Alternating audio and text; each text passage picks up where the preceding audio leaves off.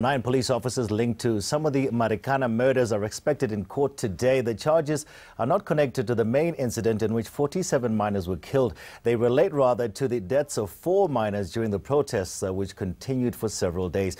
Now, our Lirandzu Themba is at the Mankwe Magistrates Court in the northwest. Lirandzu, give us the latest. Have the police officers, have they come through to the court yet? What's the latest? Well, we are at the front of the court and we have not seen any of the police officers that are going to be facing the music this morning. We know that the former Provincial Commissioner, General William Mbembe, and 8 others are expected here this morning. And of course, Mbembe faces 4 counts of murder and of course 6 counts of attempted murder. And he also is accused of contravening the IPID Act. And this is in relation to the circumstances that took place on the 16th of August, where a body of a miner was found inside a police van.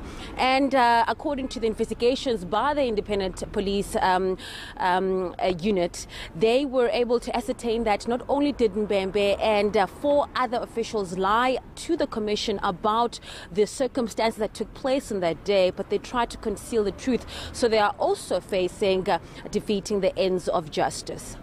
What do we know about the the workers that were killed, in Marikana by these police officers?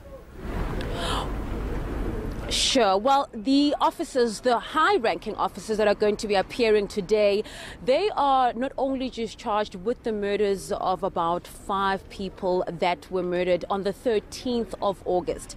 Now, it's very important to note that it is not the killings that happened on the 16th of August, but 3 days prior to that. 2 of the people that passed on that 13th of August are police officers.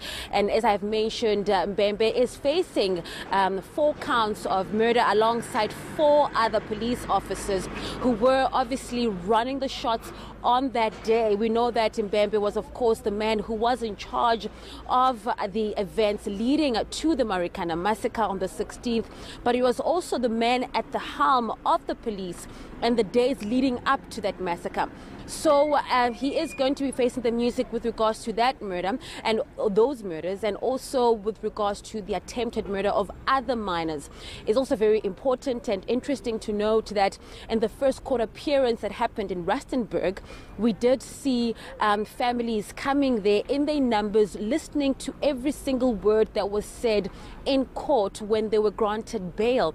And of course, we are expecting those same family members to come to this court so that they could find some sort of closure. It has been about 6 years since that devastating event that took place in August in Marikana.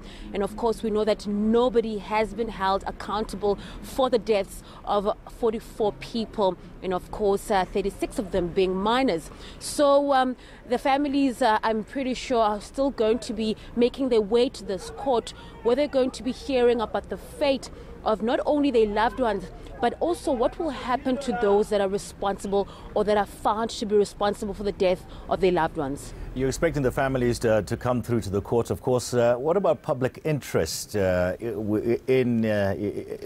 the court itself? Are you expecting the public to come through as well, or maybe supporting the families? Well, in Rustenburg, where the court case did take place the first time, which was in March, it was a full public gallery, really consisting of not only the family members, but of course all the other people that were really had a keen interest in this case. But now that we know that the case has been transferred from Rustenburg and it is here now in Mankwe Magistrates Court, well, only time will tell if the same public will be here to obviously give the family support, but also to have a keen interest in what is going to unfold before the courts here. We also know that, Tony, it is a pre-trial hearing today. So it is today that we are going to find out when they're going to go ahead with the all-important dates where the senior officials will be making their court appearance for a trial. We know that the MPA has really rubber-stamped its case, saying that they have tossed and turned around every stone to try and get some sort of evidence that will stick in this court case, and they're quite confident of the case that they've put forward. And of course, the Independent Police Doctorate, who have spoken through their spokesperson, telling us that they are also very confident that the police officers that are before this court, that will be before this court, they indeed have a case to answer to. So time will tell, really, if the public will have a keen interest. But I have no doubt that the families of the miners that were killed are certainly going to be making their way here.